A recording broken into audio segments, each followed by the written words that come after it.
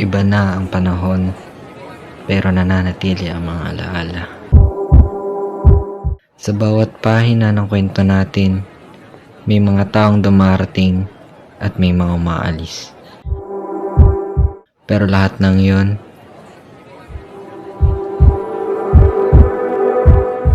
Pero what if? naging parte ng kung sino ako ngayon.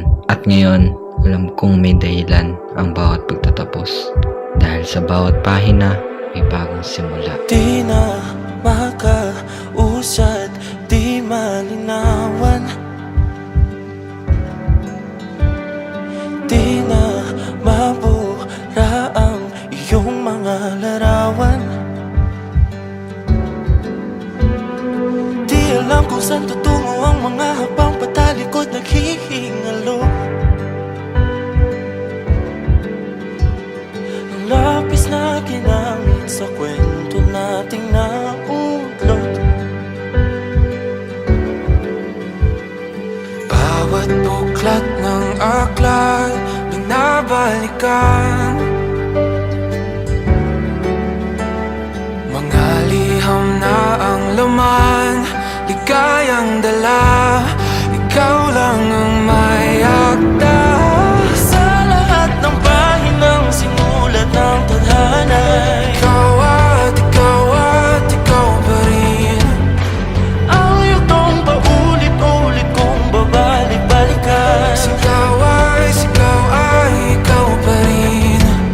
Patuloy kong panghawakan ang iyong mga salitang hindi na nakikita sa tingin ng iyong mga mata. Ngunit kung sarado na ang puso sa nadarama, pwede bang isipin mo kung bakit tayo nagsimula? Ating katotohanan ay naging isang nobelang winakasan ng pagtutudang di na nalabanan. Nais na maramdaman muli kung paano isulat ang pangalan mo. Ngunit bawat letra'y mahirap nang iguhit, dahil binubuo nila ang iyong mga pangako. Sa lahat ng pahinang sinulat ng tadhana, ikaw at ikaw pa rin.